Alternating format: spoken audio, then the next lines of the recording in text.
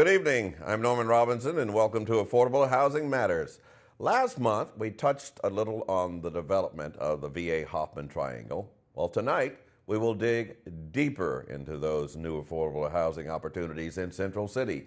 And when we return, we will also talk with a representative of Woodforest National Bank to discuss how they are looking to make an impact in affordable housing.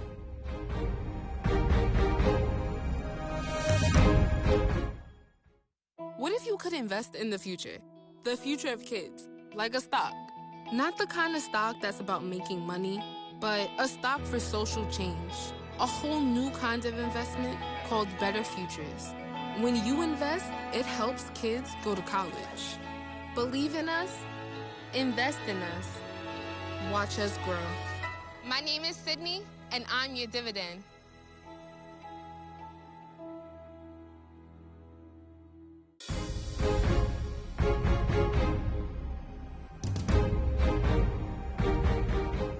Woodforest National Bank's mission is to promote economic growth through community development lending and revitalization. Here now to discuss how they go about providing these services is Mrs. Lavon Burbank, Community Development Officer of Woodforest National Bank. Ms. Burbank, welcome to Affordable Housing Matters. Thank you. Thank you. Nice to have you in our studio this evening. Same here. Thank you. Good evening. What is your organization's philosophy when it comes to affordable housing assistance and just community development in general? We like to partner with organizations that are working in the communities at a local level to assist with affordable housing. So whether that be nonprofit organizations, resident associations, the state government, or the local municipality. Those are the partners that we have to really get a better idea on the programs as well as the projects that are moving forward. And so from there, we partner. We partner to be able to provide the capital and even the technical assistance to be able to see something through. So when you're talking about providing capital, how much do you have to offer in that area? Well, we have a few programs. One program that we have for the resident is the home improvement loan. So these are loans that are pretty much anywhere from $1,000 to $10,000. These are your lower cost maintenance issues or renovations needed. The interest rate may be 5% to 9% depending on the person. We also have a home improvement line of a home improvement equity loan, which means that these are projects that are more than $10,000 with similar interest rates, 5 to 9%. We also have a relationship with Quicken Loans. So if you're looking to purchase a home, then you can actually apply through Woodforest, but you're applying directly to Quicken. So it's almost like a referral that we're doing to Quicken Loans. We also have what we call community development loans, and these are loans to nonprofit organizations as well as for-profit organizations. These can be projects or programs that exist to assist with affordable housing need. Let's take each one of those programs that you've outlined and talk about the eligibility requirement for each. Okay, so the resident, really the requirement is that you have the ability to show that you can repay that $1,000 to $10,000 loan. It's not totally credit score based, but it does consider your credit score and your ability to repay, so your monthly income. For the equity line of credit, you really are looking at how much equity you have in your home. So if you purchase that home for $150,000, you've had it for a few years, and now that property is now $110,000 that you have remaining on it. That means you have $40,000 of equity in your home. Then we look at 75 to 80% of that amount, and then we say this is an amount that you could actually use for student loans, paying off loans, consolidating loans, any other purposes that you see fit to update your home to make it more marketable or attractive, etc. It's really a fund that you can use and pull down from as you see fit. Then the community development loans, these are for organizations or for businesses that are looking to either purchase or build single-family housing, duplexes, fourplexes, or even apartment buildings that might be mixed income based. So that is the overview. That community development loan can work as a line of credit, or it can actually work as a term loan, which means that it could be amortized for 15 to 30 years. Just depends on the project. And what about age requirement? Age requirements. Well, there really isn't an age requirement. Ideally, you would be at least 18 years old to say that you are looking to do something on a home improvement loan, but no age requirement. I was thinking more in terms of, because I get questions from senior citizens all the time, people in their 70s or their 80s who are looking for some sort of assistance, but are worried that they might not qualify because of their age. They should not worry about that with Wood Forest National Bank. That would be considered discrimination. So if they do have that problem, then they really should file a complaint with the FDIC. So how do they go about getting in touch with you or someone at your bank to get assistance? We have a website, woodforestnationalbank.com. You can actually apply to all of our programs directly from the website. You can also enter one of our branches. What's interesting about Wood Forest is it is actually located in the super Walmarts throughout the state. Oh, really? Yes. So we're actually where most people shop on a monthly basis. And so if you go into a Walmart at either the Chapatoulas location, I'm going to talk about the metro area. So we have one in Chapatoulas, Kenner, LaPlace, Slidell, and Covington. So those 5 areas are actually, you can walk in and you can apply any time of the day. Another good thing about Wood Forest is that our hours are longer. So we are open 9 to 7 p.m. Monday through Friday, and then Saturdays 9 to 2 p.m. and then Sundays 9 to 12. We're open 7 days a week. So for that person that really is difficult to get to a bank by 5 o'clock, you can come see us on a Sunday. Wow. Oh, that is an advantage, isn't it? Is. Being able to come in on a Sunday. It is. We're truly where the people are. Yes. Yeah. So what about, say I'm a potential client and I don't really know how to go about home loans or renovation loans or community development assistance. Is there someone in your organization to walk me through this process? If you are a resident, the thing to probably do, you can definitely speak to any branch manager in the branch, and they will walk you through how to apply for a Quicken loan. One of the recommendations that I would definitely make, though, is that a person, if you have not purchased a home before, to definitely speak to some of the housing counseling agencies that are in the metro area, and there are quite a few. Neighborhood Development Foundation, Neighborhood Housing Services are just 2 out of a few. But once you do that, then you'll be more comfortable with the process. If you are a professional and you're representing an organization like a nonprofit, or you have a for-profit, but you're in the business of providing affordable housing, then also you can speak to a branch manager, or you can contact myself. I'm the community development relationship manager for Wood Forest. So I cover the state, assisting us with affordable housing, economic development, as well as providing low to moderate income services throughout the communities we serve. Your organization appears to be very aggressive when it comes to looking for projects to assist in the area of community development. Why is that? Well, that is truly because we recognize that we are in mostly moderate income census tracts, which means that most Walmarts are located in that type of census tract. As a bank regulated body, we have an obligation because of the Community Reinvestment Act to make sure that our services go beyond moderate to upper income census tracts and to invest in low to moderate income census tracts as well as low to moderate income persons. So that means we have to watch how we distribute our services as well as how we distribute our capital. So we are obligated by the federal government. All right. Well, it's been a nice conversation with you, nice visit, and some very helpful information. Thank you, sir. You're very welcome. Now, looking to buy a home in Central City? We have the information you will need right after this break. Don't go far.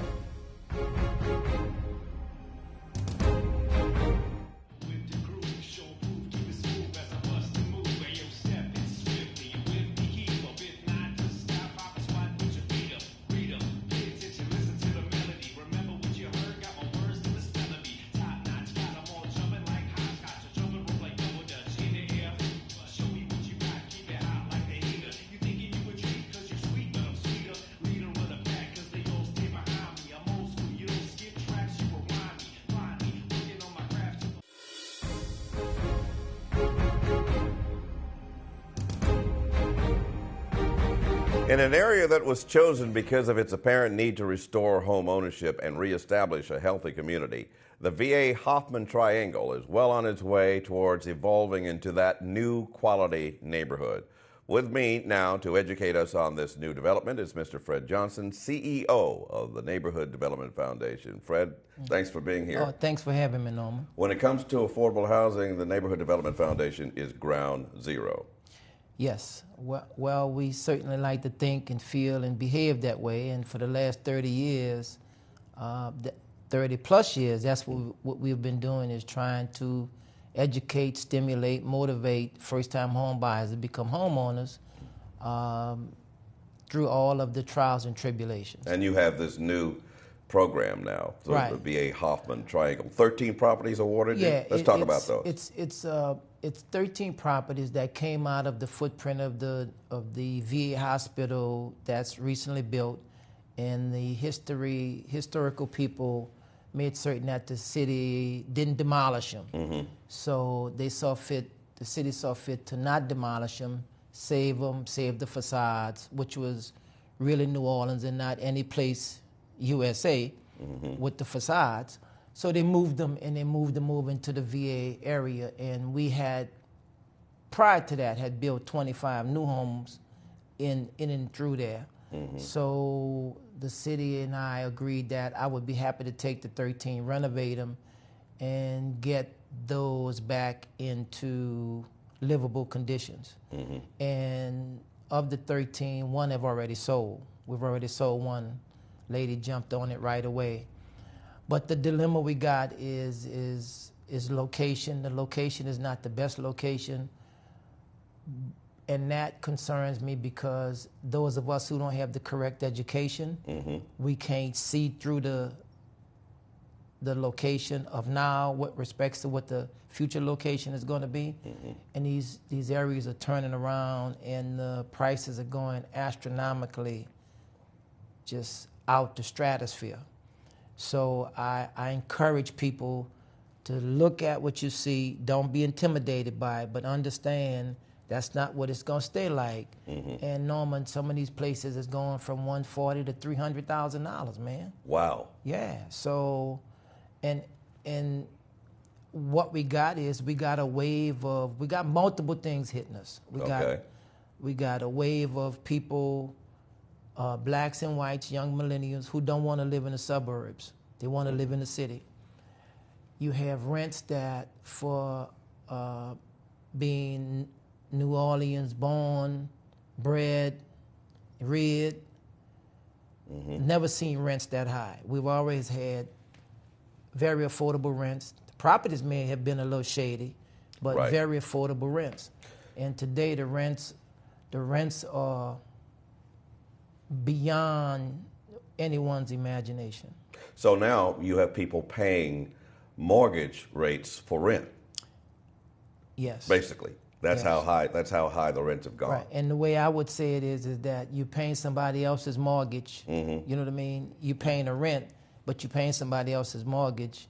So if you can pay somebody else's mortgage, come on in here, let's get your courage and your business and your credit scores and your money straight, mm-hmm. and then you can pay a mortgage for yourself. So now you can create that asset and pass on to your children. Mm-hmm. Because the mortgage you pay now in the representation of a rent, you can't pass that property on to your children because mm-hmm. you're not the owner of the title. Mm-hmm. So what you're saying is you have all this property that's available, mm-hmm. and now you're just trying to get people interested in it. Right. You're letting people know that the property is there. Yes, sir.